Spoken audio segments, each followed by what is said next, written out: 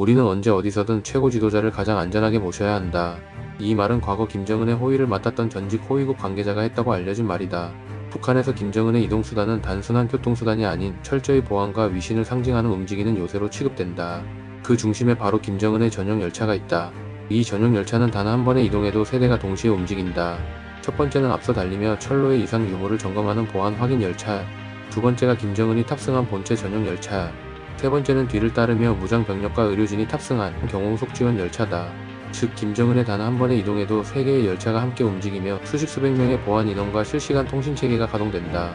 이 때문에 열차가 지나는 구간의 모든 민간 운행은 중단되고 수 킬로미터 내에 군이 배치된다. 전용 열차 내부도 상상을 초월한다. 열차 한 량 한 량은 방탄 강철로 제작되어 있으며 폭탄 탐지기, 전파 교란기, CCTV가 곳곳에 설치되어 있다. 바퀴 부분까지 충격 방지 설계가 되어 있어 외부 폭발에도 흔들림 없이 운행 가능하다. 그리고 놀라운 점, 이 열차에는 김정은이 비상시 사용할 수 있는 헬기 탑재 공간까지 존재한다는 것이다. 일부 칸은 실제로 소형 헬리콥터를 수용할 수 있도록 설계되어 있으며 긴급 탈출이나 이동에 활용된다. 이것이 바로 김정은이 항공기보다 전용 열차를 선호하는 중요한 이유다. 전용 열차는 단순한 이동수단이 아니다. 이는 김정은이 체제와 권력을 상징하는 방식이자 폐쇄된 북한 사회에서 권위와 공포를 동시에 상징하는 움직이는 궁전이다. 그리고 이 열차는 국내 이동뿐만 아니라 국제 외교 무대에서도 존재감을 드러낸다. 이제부터 김정은이 전용 열차를 통해 만들어낸 외교 무대의 비하인드를 따라가보자. 2018년 3월 베이징역에 도착한 초록색 열차가 플랫폼에 천천히 정차했다. 플랫폼 양옆으로 중국 군인들이 도열해 있었고 붉은 카펫이 깔린 출입구 앞에는 하얀 장갑을 낀 의전 요원들이 대기 중이었다. 열차의 문이 열리자 김정은의 모습이 드러났다. 이 장면을 통해 전 세계는 김정은이 항공기가 아닌 열차로 이동하고 있다는 점에 주목했다. 이후 평양에서 베이징까지의 노선은 그 자체로 김정은의 새로운 외교 무대가 되었다.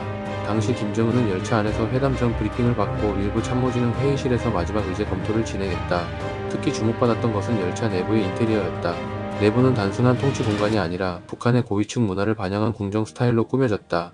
식당 칸에는 붉은색 비단 커튼과 도금 식기가 사용되었고 고급 중식 한식 요리를 직접 제공하는 전담 요리사가 동행했다. 가장 눈에 띄는 부분은 분홍색 가죽 소파와 제브라 무늬 의자로 꾸며진 응접실이었다. 일부 칸에는 꽃무늬 천장, 꽃 모양 조명까지 설치되어 있었으며 내부는 완전히 방탄 유리로 외부 시야를 차단했다. 이는 단순한 취향이 아니라 세계를 응접하는 북한의 품격을 연출하려는 상징이었다. 심지어 2024년 일부 보도에 따르면 이 전용 열차에는 최신식 마이바흐 차량이 내부에 탑재되어 있었다. 이는 김정은이 회담 도착 즉시 탈 차량이며 외부 이동 시 항상 그 열차 칸에서 꺼내진다. 이 고급 차량 역시 은밀한 위신의 상징이다. 하노이 북미 정상회담을 앞두고도 김정은은 열차 안에서 트럼프 대통령 측과의 사전 의제를 조율하고 내부 브리핑을 받은 것으로 전해진다. 이 움직이는 궁전은 단순한 통신과 이동 수단이 아니라 국제 외교의 시작점이자 무대였다. 김정은이 하노이에 도착한 날 베트남 국영방송은 북한 열차가 동당역에 도착하는 장면을 생중계했다. 녹색과 노란 줄무늬가 선명한 전용 열차에서 김정은이 모습을 드러내자 수십 개의 카메라 플래시가 동시에 터졌다. 당시 전용 열차는 중국을 거쳐 약 4,000km 이상을 달려왔으며 소요시간은 무려 66시간이었다. 이는 항공기로는 하루도 걸리지 않는 거리지만 김정은은 항공기 대신 열차를 선택했다. 베트남 현지에서 가장 큰 관심사는 바로 왜 김정은은 열차를 택했는가였다. 이유는 명확하다. 보안 그리고 상징성. 전용 열차는 하노이 회담에서도 김정은의 권위를 시각적으로 드러내는 상징물이었다.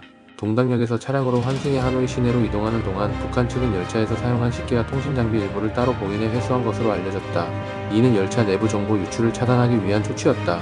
하노이 회담 당시 김정은은 열차 내부에서 마지막까지 전략 회의를 진행했고 일부 회의는 열차 내에서 직접 보고받았다. 북한 고위층 일부는 호텔이 아닌 열차에 머무르며 대기했다는 증언도 있다. 이는 단순한 의전이 아니라 열차 자체가 김정은 정권의 이동식 컨트롤 타워였다는 증거다. 김정은 전용 열차에 대한 집착은 단순한 취향이 아니라 김씨 왕조의 전통이자 통치 기술의 연장선이다. 김일성, 김정일에 이어 김정은까지 이어지는 이 열차 정치는 이동하며 통치한다는 개념을 실현하는 상징이었다. 전용 열차는 단순히 사치스럽거나 비밀스러운 공간이 아니다. 그것은 국가 권력의 움직이는 형상이며 폐쇄국가 북한이 외부에 보여주는 가장 은밀하면서도 가장 화려한 무대다. 열차 내부에는 의료시설, 비상탈출 시스템, 심지어 김정은만을 위한 기도실이 있다는 설까지 존재한다. 또한 이 열차는 김정은의 동선을 완벽히 통제할 수 있는 유일한 수단이기도 하다. 항공기는 국제 레이더에 감지될 수 있고 민간 항공 통제를 거쳐야 하지만 열차는 철로만 통제하면 된다. 이 때문에 김정은의 이동은 대부분 열차가 선택된다. 김정은 전용 열차는 이제 단순한 비밀이 아니다. 그것은 하나의 상징, 하나의 제도, 하나의 체제이다. 그 안에서 그는 먹고 자고 명령하고 외교를 한다. 그리고 그 열차가 멈추는 곳마다 북한의 의도가 머문다. 마지막으로 김정은의 전용 열차는 외부인이 직접 타거나 내부를 촬영한 적이 한 번도 없다. 그 어떤 외교사절도 언론도 초대받지 못한 공간.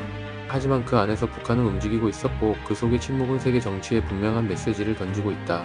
북한 이야기가 궁금하시다면 구독과 좋아요 부탁드립니다.